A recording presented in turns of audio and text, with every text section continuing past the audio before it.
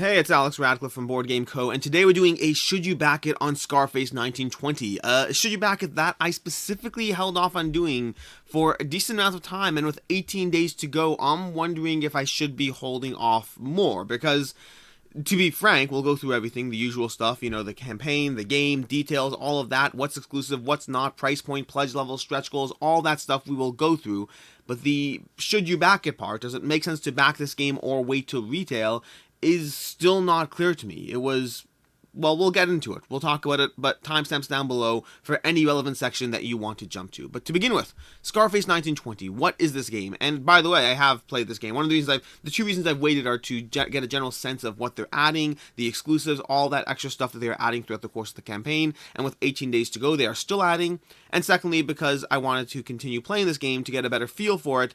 And, well, now I have. So to that end, there will be a gameplay up on the channel on Tuesday. There's already a gameplay on Crackle's channel if you want to check that out, but over here on Board Game Code there'll be a gameplay on Tuesday, and there'll be a review going up on Saturday. So if you want more information about those types of aspects of the game, we'll have that as well. But Scarface 1920 is effectively going to be an area control, deck building, worker placement game. It sounds like a lot, and it is a lot, but it kind of touches upon all of those lightly. I would say it's a light area control game, a light worker placement game, and a light deck builder game. It has different elements of all going together in terms of all working together to get you those three keywords, but they are all on the lighter side. The game ultimately has you controlling one of a few different mobs in this game.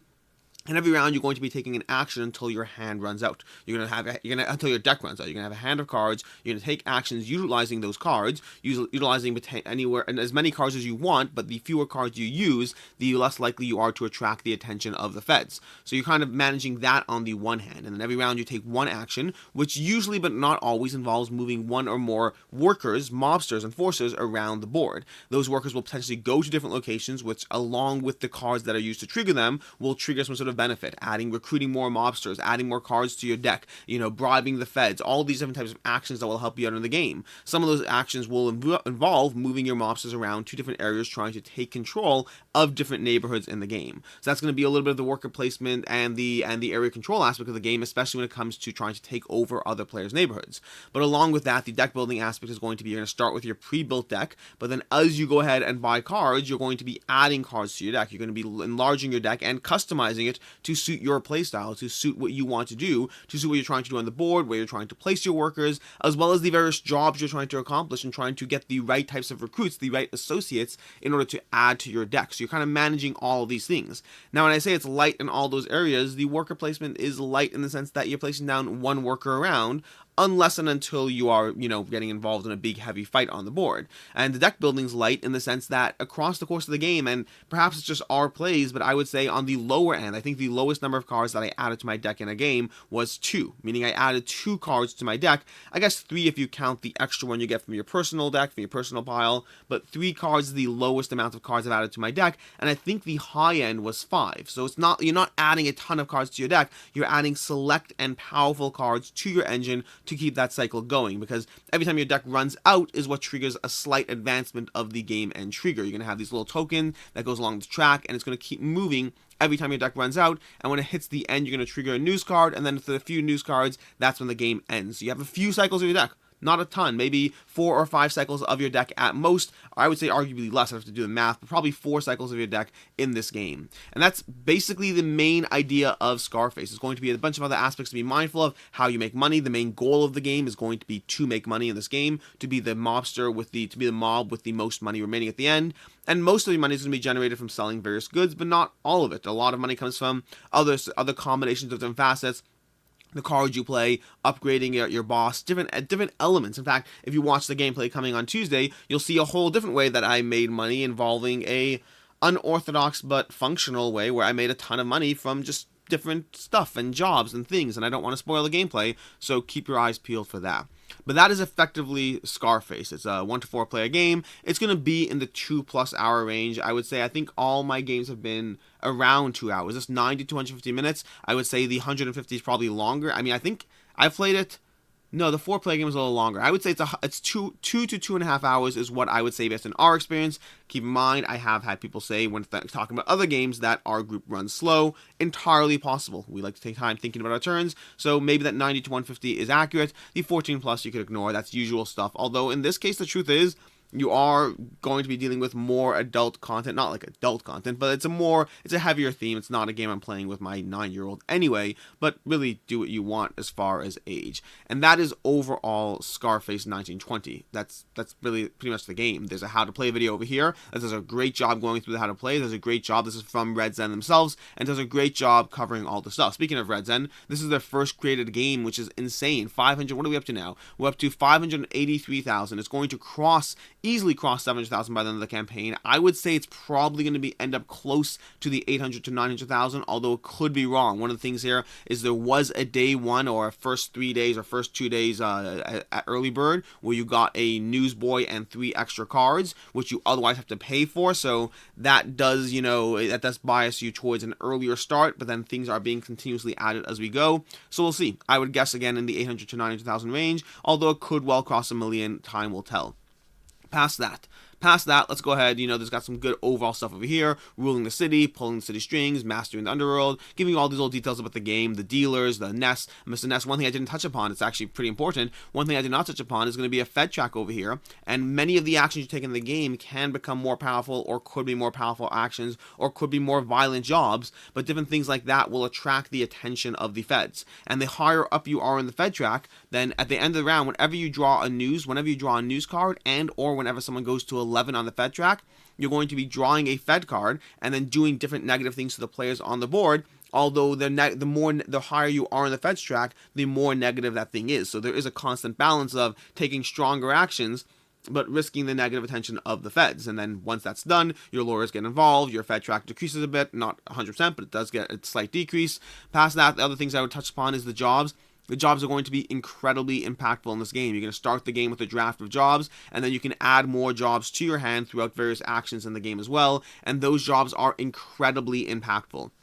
If you've ever played Blood Rage, these jobs are effectively going to be like the clan upgrades in Blood Rage. They're going to be one-time use abilities, which are very strong, very powerful, can swing entire situations, and then you'll have ongoing permanent effects that can give you an ability, a use of actions that kind of work together in different ways to break the game. Things like, when any other player moves on the board, they have to pay you money. Things like being able to bribe the cops more efficiently, or to not have Feds deal with you when someone else triggers them. There are a ton of powerful jobs that are incredibly impactful. If you've ever played Blood Rage, if you've ever played Rising Sun, if you've ever played games where single cards can be huge impacts to your tableau, then this game is going to be like that with those jobs. You have to earn them. There are going to be certain triggers and associates needed to earn them, but once you do, they are incredibly impactful, and they will break the game in ways that are just amazingly fun, amazingly rewarding. Those job cards are not something to dismiss in terms of the overall enjoyment. And here we have the Quackalope gameplay, we have a rulebook you can download, and that should bring us to the pledge levels of this game. The pledge levels are basically going to be 2 primary pledge levels. For €99, roughly $120, you're going to get the core box pledge of this game. That is a lot of money. We're going to be talking about this throughout the campaign, throughout the Should You Back It. That's a lot of money for the core box of the game. The game production is absolutely beautiful. The miniatures are insane. We have what is it? We have 5 miniatures per unique. Well, it depends if you count buildings or whatnot. Here, let's go through a boss right now. Each of the 4 gangs, the Chicago outfit, is going to give you a boss miniature, which is going to go on your boss board over here and be upgraded slowly but surely as you move these cubes to the right to get a little bit of tableau building, a little bit of unlocking more abilities, add more vehicles to the board, add nightclubs to the board, add more recruitment every refresh phase, add more dealers. Whenever you go to a dealer, get extra things. Tons of different things that will just improve your tableau. Add to your lawyer so that whenever you have a Fed investigation, you go down further. Lots of things to manage there. Along the way, you're going to have 7 gang cards that are going to be going into your deck, so you'll have that. And some of these cards are added to your gang as you upgrade your boss. These cards with the little hat symbol, those are going to be unlocked as you move up this track over here. Then we're going to have 12 thugs and 3 unique sculpts, so you're going to have, that's 3 fingers, I did it right. You're going to have 12 thugs and 3 unique sculpts, so 4 miniatures per sculpt, giving you, and when we played in our prototype, the prototype is amazingly gorgeous, but we had 1 unique sculpt. We're going to have 7 control markers, and if you have the Kickstarter version of the game, these control markers are going to be unique to each faction. So you want unique control markers, you'll get those. And then you have 3 gang cars and 2 gang trucks. The gang cars are going to primarily increase your strength in different areas, and the gang trucks are going to allow you to sell fewer goods. So if a various location needs, let's say, 2 barrels, it'll now only need 1 barrel. So it gives you more flexibility in terms of selling fewer goods, managing fewer goods when you sell that. And each gang is going to have that same combination. So again, 1 boss, a bunch of cards, 12 sculpts, 12 miniatures with 3 unique sculpts, and then their own unique building. And we have the 7 gems, by the way. This is going to be the Jewish faction. A while ago, I mentioned that I didn't see a lot of Jewish things in board games. I was talking about the women and the Witcher and female characters and all that. I didn't mean that I wanted a Jewish mobster running brothels. So yeah, and by the way, check out the gameplay because, well, we'll see. Anyway, so we have more of these, so more models unlocked, more things. We have the North Side mob, just more and more, 4 different factions giving you all different. And by the way, one thing that's hugely important to know, each faction is incredibly asymmetric. If you look at the faction abilities you have, each faction card, when you play your boss card, you're going to take 3 abilities from your faction. There's going to be a list of a few options you can take. I believe it's 4 actions, or maybe it's 3 actions per character, but you're going to be able to trigger the 3 different times, potentially doing the same action multiple times. Those are going to give you incredibly impactful game-breaking benefits, to the point that the first time the person you're playing with does their boss card and does the abilities, you're going to be like, that is so ridiculously broken. Until, of course, it's your turn, and then you get to do the exact same thing. So very game-breaking, very fun in terms of the uniqueness of the boss cards, the uniqueness of the factions. And then we have the game board. The game board over here is going to give you, well, it's a game board. We're going to have the various, and people have commented about the art. The art doesn't particularly bother me. The overall art and production value in this game is amazing, and I think the game board actually brings you a kind of stated, what's a word, lightly stated, I don't know the exact word, there's a term for it, but it's elegant and less in-your-face backdrop to otherwise gorgeous art across the board, across the game, across everything else, and gorgeous miniatures, gorgeous production value. You're going to have 54 associate cards. It's going to be the deck-building aspect of the game. These associates are going to be mixed into different levels because there are stronger associates. Some of these 4 or 5 card associates are incredibly impactful. Every associate has a faction which is relevant to other cards that will trigger off of that. You're going to have the actual strength and deals that they are adding to whatever action you're trying to take, and then they'll have the abilities you can carry out as well. And again, those 4 and 5 stars, they are incredibly impactful. There's a reason that adding only 2 or 3 cards to your deck in the game still makes you feel like you're having powerful emotions, powerful actions in this game. Then we have 38 job cards. The 38 job cards, why are there no, interesting, there's no exclusive associates. I just realized this. We have exclusive everything else cards. There's no exclusive associates. We'll come back to the exclusives later. So, 38 job cards. 38 job cards are going to be giving you, and there are exclusives here, but we'll talk about the exclusives totally in a separate thing. These are going to be the incredibly powerful cards that all give you game-breaking abilities. Every one of these is so much fun. I want as many exclusives as possible in terms of this. I want as many add-ons. I'll take a full add-on pack of just job cards because these are so ridiculously fun. They are over the top. They are painful. Some of them work together in beautiful ways. You can build a tableau of just game-breaking abilities. Lots of fun in terms of the job cards, but you also have to work for them. They don't just, it's not just like, hey, draw 3 job cards and call it a day. You're going to have 31 dealer cards. Now, we talked about this in the review. The dealer cards come with a bunch of dealers, but unless something else is going to change on the, Kickstarter or the details or whatever, these I actually don't find that interesting. I don't care about getting more of these. I don't care about the exclusives. Again, we'll talk about that. But effectively, these come with one of a few options. It's going to be the storage value of the dealer, and then what you have to pay and what you get from that. It's just 3 numbers. That's all it is. Those combination of 3 numbers, and whether it's guns or barrels, are going to be all the variation in dealers. I don't think that we necessarily need more exclusives unless they're going to make them more interesting. I would love to see them making more interesting. This part we're going to talk about in the review. That's going to be going up Saturday in terms of things we like, didn't like, all of that. 28 federal cards. That's going to be giving you more federal options over here. There's a ton of variability over here. And again, interesting to note that there's no exclusives here, at least not yet. I'm curious as to why not have some in every category. Either way, and this is also going to give you the Elliot Ness miniature, which is going to help you move up the track to basically track the minimum fed level on all the characters. Then we have 16 news cards. There's only going to be a few news cards per game, but these all give you something that an event that will last the entire round once you trigger that news track. Once that token moves to the end of the round and you flip a news card, it's going to trigger an event, some sort of situation that changes how the game plays. We have Chicago on fire. Neighbors can only store as many goods, barrels, and guns as their sale requirements. You have different options. You have gang war. Whenever a player sends a thug to a district, they may hit one rival in the district. Suddenly, the whole board, which is not often that area control, this game is a little bit scythe-like in the sense that there is some degree of area control, some degree of takeover, but it's far more often about the standoff nature of things, far more often about just kind of having that prepared defense should people attack you, and that gang war is going to completely change the way the game plays that round. So these, again, like the job cards, are incredibly impactful to the way the game plays. And if you back the first 2 days, first 48 hours, and or if you buy this as an add-on, you're also going to be getting the miniature token, which is going to replace the round marker, as well as 3 unique news cards. Then we have 18 neighborhood tiles. These, again, I'd love to see them be more interesting. They weren't that different. They're similar to the dealers. They're just small variations of what you have to sell and how much money you have to get. I'd love to see them have more effects and them be more interesting. And then plus that, we have 240 other game components: the money, the tokens, the barrels. By the way, some of these are absolutely gorgeous. The police cars, the token, the guns, and the barrels. All those are quality components. We'll see how it goes. You have 4 crime rate markers, the gang screens, all those just extra stuff. I'm surprised they didn't put the gang screens in the individual faction section. Either way. And then we have a solo mode in progress as well, so there will be a solo mode in this game, worked on by David Turcey, but it's not yet currently there. They're working on it. I have no problem with it whatsoever. Solo mode, people often have concerns about solo modes that are tacked on. When you're bringing in a solo mode designer, I don't feel it's tacked on. Maybe I'm wrong, but I just don't feel it's tacked on. Does it say here it's being worked on with David Turcey? I'm 99% sure. I am certain that I saw this being worked on by David Turcey, but I'm not seeing this over here, so it could be I'm wrong about that, but I'm pretty sure I saw that elsewhere.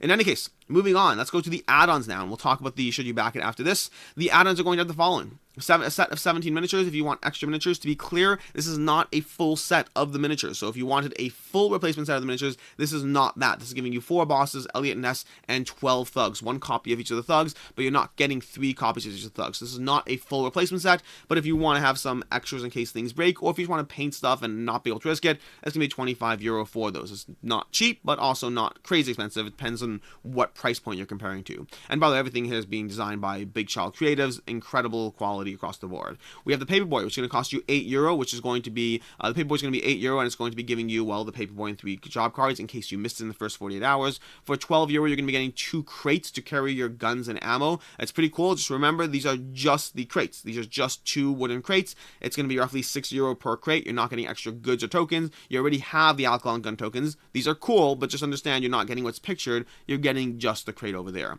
Then for €18, you're getting the plastic business markers, which are going to replace the little cardboard chits on the board. So those are a nice upgrade. Do you need it? Do you not? It's up to you how much you care about them. The cardboard's hard, decent quality. It does the job just fine. If you want them to be upgraded, then yeah, €18. Then we have card sleeves for 250 card sleeves for €15. This is my usual point where I talk about Sleeve Kings. I always recommend Sleeve Kings as being a decent quality card sleeve, and 250 card sleeves will cost you like $5, not $22, whatever €15 adds up to. So yeah, you can get those for a lot cheaper there. That's going to be relevant because of the all-in buy as well. And then for €23, you're going to get the art book, and then for €12, you get the poster, and they have hinted upon the possibility of having some sort of sun drop, which would be amazing because I absolutely want sun drop on these miniatures.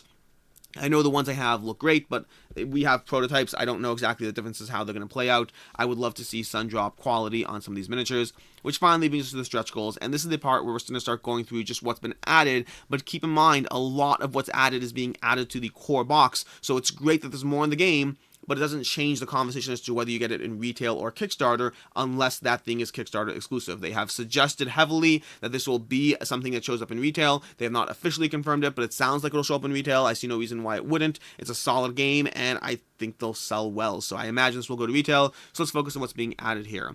New models. We're going to have new models, new associates over here. So we do have new associates being added, but they're not being added as exclusives. We have new neighborhoods. We have another thug miniature. Each of the gangs, they slowly reveal the extra miniatures. We have nightclubs owner. We have one of the exclusives over here, the prison escape, more thugs miniatures. Actually, I'm not going to go through all these because it's really just, I'll scroll through slowly. I'm not going to focus on every single thing because I'll be talking about the exclusives at the end in a bit of a summary.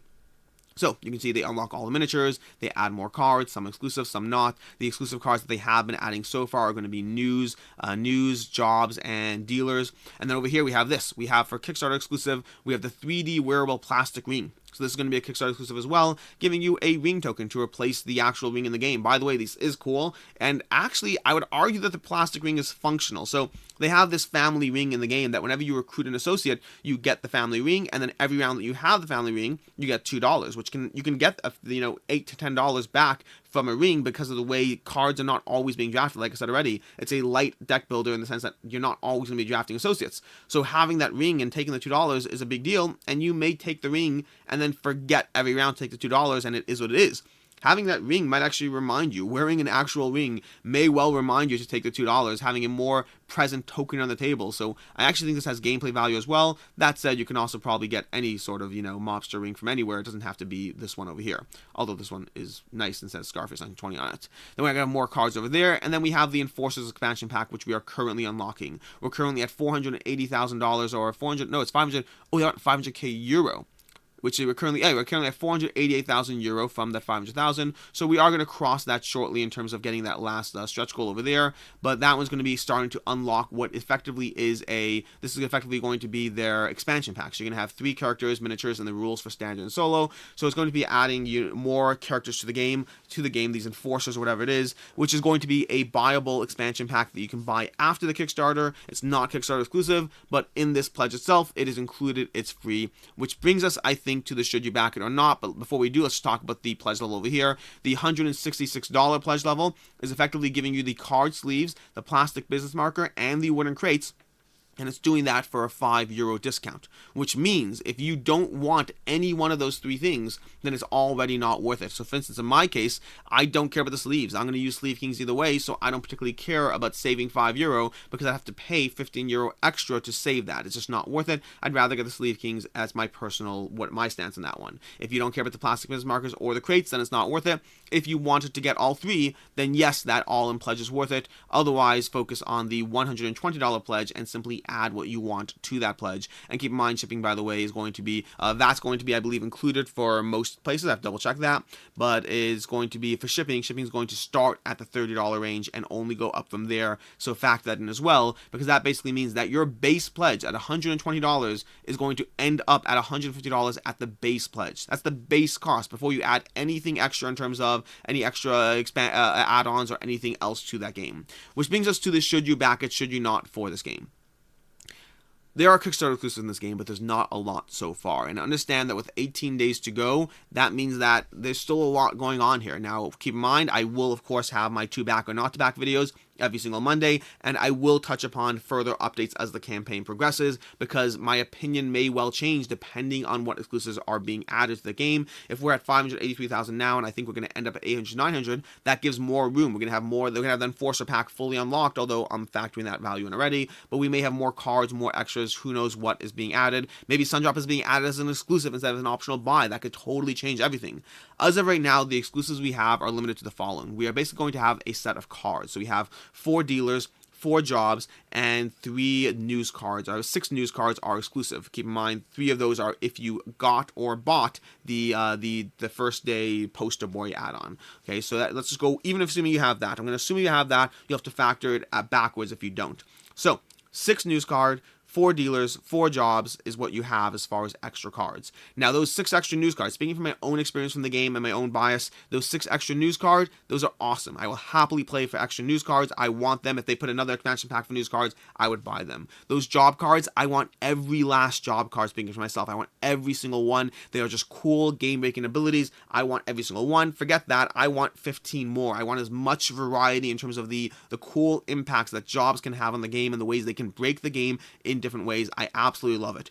Then we have the 4 dealer cards. I don't care about those at all. Like, at all. Like, if you ask me to pay an extra $1 for them, I probably would at a FOMO, but if you ask me to pay an extra $3 for them, I wouldn't. I don't care about the extra dealer cards. I don't think they add variety to the game. One of my complaints about the base game alone is that the dealers just didn't feel different or interesting enough in the game. They're important. You'd have to draw them and add them depending on what strategy you're going for, but they didn't feel different enough to me. So I don't care about those, but I do care about the news cards and the job cards. Past that, you'll have the Kickstarter exclusive ring. That's going to be Kickstarter exclusive as well, and then you'll have the unique buildings for all the factions as well. So if you want unique buildings, that is going to be Kickstarter exclusive.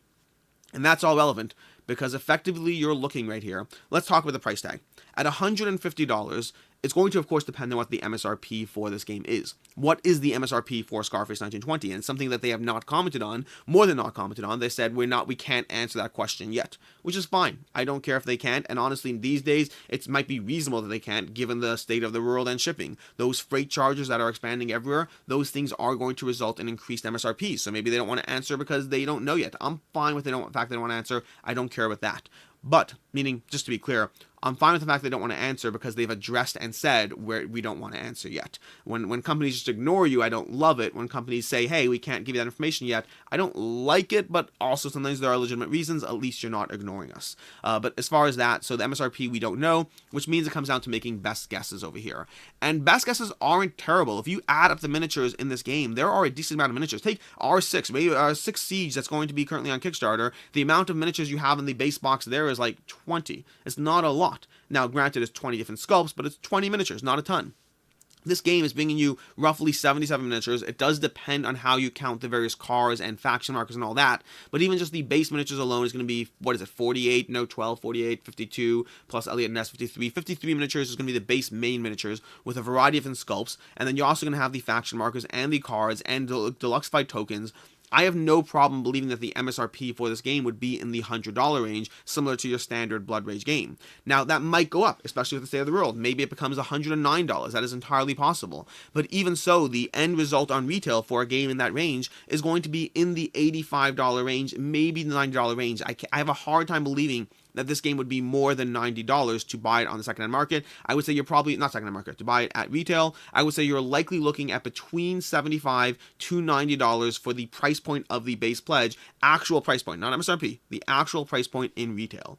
And then we have an expansion pack. We have the Enforcer expansion pack that's going to be added with 3 miniatures. Unless there's more to that expansion pack, that's going to be likely, again, in the range of $15 to $20, which means the likely range for this product is going to be somewhere in the range of $90 to $110 is the finished price to buy this. $90 to $115 is the finished price to buy this game with the Enforcer expansion pack, given what we know so far. I cannot stress that enough. Usually I know a decent amount at the beginning of the Kickstarter. I don't need to wait till the end. This is one where as we wait till the end, it may change that. So that's a $40 gap. Best case scenario, that's a $40 gap you have to close in terms of what you're getting extra for the Kickstarter.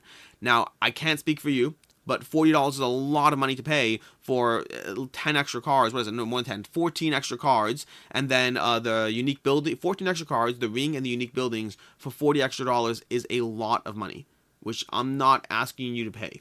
I'm not running this campaign. It's not me asking you to pay either way, but that's a lot of money and it's a hard sell in terms of getting that. I would say, depending on who you are, as of right now, your best bet might be waiting for retail. You will save a decent amount of money. You won't. Now the downside, let's pitch it both ways. The pitch to getting retail is you will save a decent amount of money to get this game, and of course, hey, you'll have time to wait for more reviews and see how the game actually is, because maybe the game's not that great, who knows. So you'll have more time to wait to see the market, and plus you'll save a lot of money, and who knows, a year and a half from now, you may not even care anymore. You may not even be playing games. Well, that's a stretch, of course you'll be playing games, but my point is you can save a decent amount of money by waiting for retail in this game. There's a big gap to close there. On the flip side of that, and why I'll encourage you to back this game, is because, first of all, the game is good. You can watch a review going up Saturday. The game is a solid game. I did not rate it a 5, I'll tell you that, but it's a solid, at least not yet, solid game. Really enjoy it. We have nitpicks, we have complaints, but overall, this is a very good game. It is the best mobster game I have played, hands down. I really enjoy this game. And those job cards, the jobs and the news cards are impactful to the game. The variety of building sculpts are cool. The fact that you may want to get various extras here. You may want to get Sundrop. You may want to get, keep in mind, Sundrop. Sundrop is not going to be something easy to get after. It may well be Kickstarter exclusive as an add-on. Those things are not easy to get in retail, so if you want to get Sundrop on your miniatures, if or when they reveal that, if you want to get the various crates, which may be hard to find later, the upgrade shits, the main reasons to get this game are going to be that if you think this game is going to be a keeper, if you think this game is going to be the game that you want to add to your collection, then there are a bunch of reasons I can say to get it. You're going to be paying extra money, absolutely. At the low end, you'll be paying $40 extra to get this game, but you will get exclusives, and you will not have to hunt down various extras like the crates and the plastic markers, whatever else you want to add, and then if they get Sundrop, you'll get Sundrop instead of not being able to get it at all. And so there are reasons to get this game, but understand you are paying for that. As far as the secondary market on the Kickstarter exclusive version, I don't know, because while I think this is a great game, and I think there'll be a market, and I think there'll be people who want those things, especially if someone bought Sundrop versus you not buying Sundrop, at the same time, it is a decent chunk extra in price point. I'm not confident it'll hold its value, but I'm also not confident it won't. Secondhand market, I could see this game holding its value just fine, and I could see it not.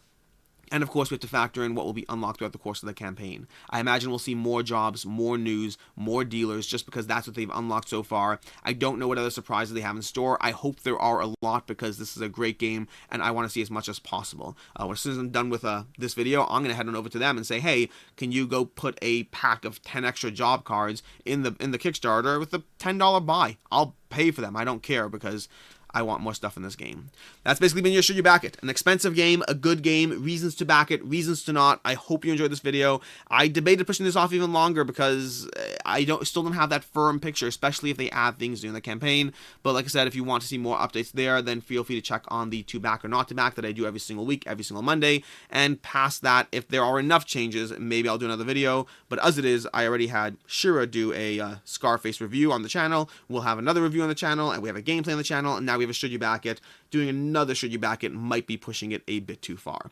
Whatever the case, enjoy the rest of your day. I'm Alex Radcliffe from Board Game Co., and I hope you have a good one.